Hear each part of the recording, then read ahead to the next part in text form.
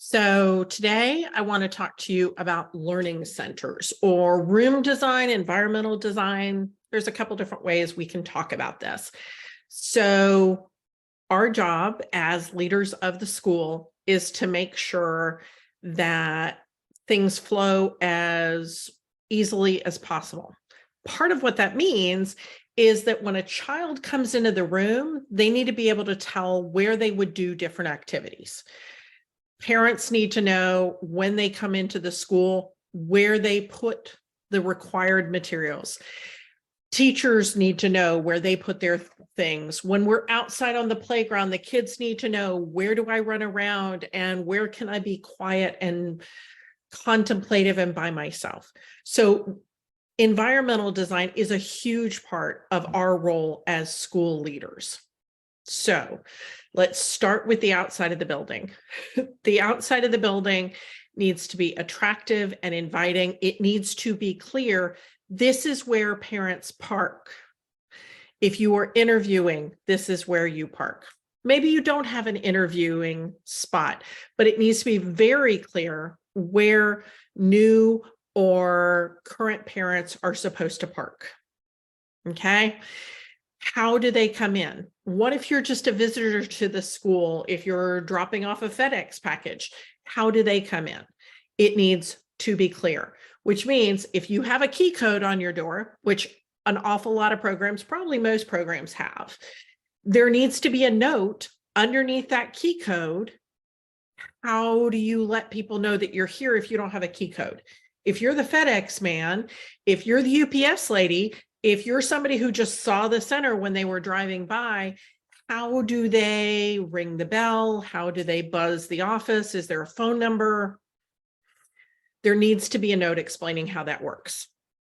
Then when they come into the building, it needs to be very clear, how does somebody sign in?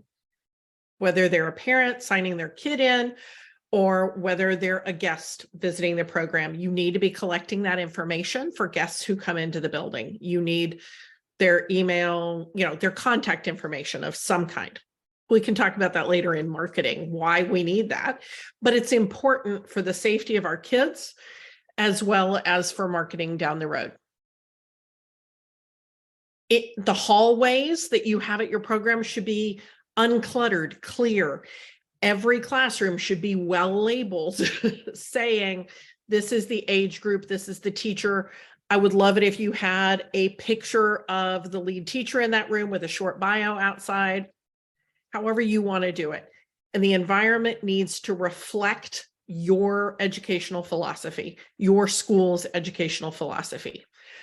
But mostly we're here to talk about classroom and playground room design. I just wanted to touch a little bit on those adult areas.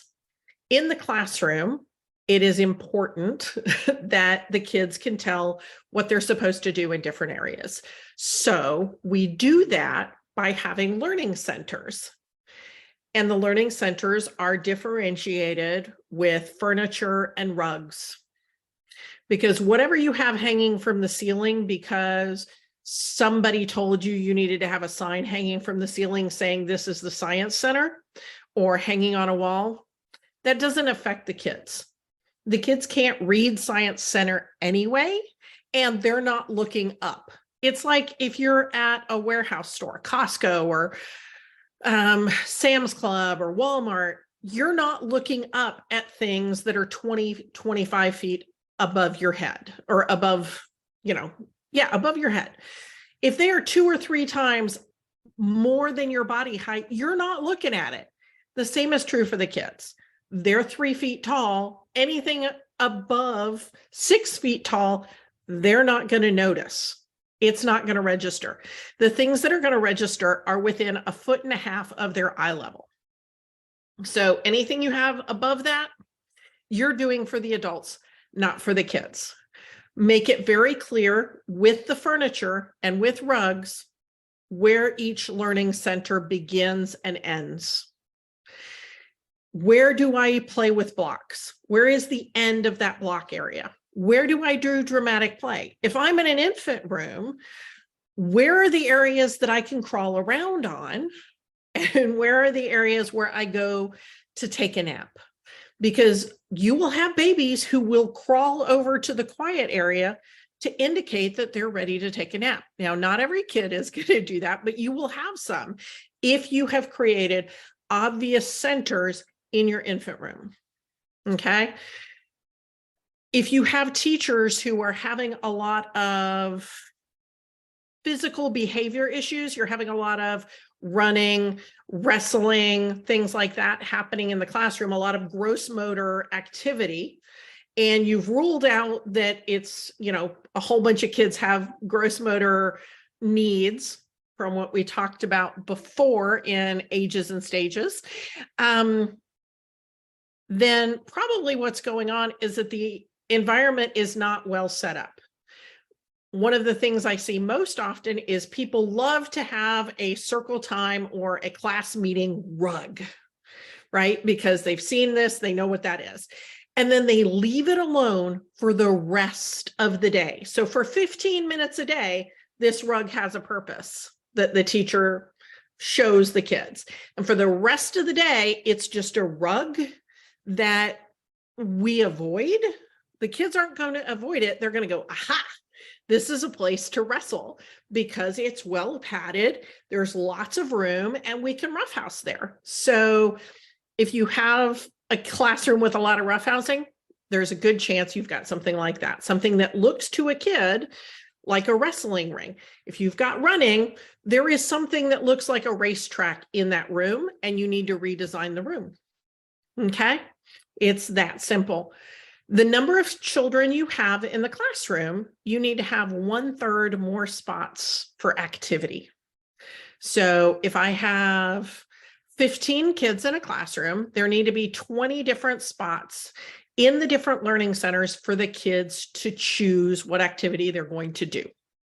Okay, so how many kids can comfortably play in your block center? If that's 4, great. 4 kids go there. What about at your art center? Is that 2 kids? Great. We've got room for 6. How many in dramatic play? How many in table games? How many in science? Go through all your centers and figure out how many kids can play there comfortably without conflict over, you're in my space.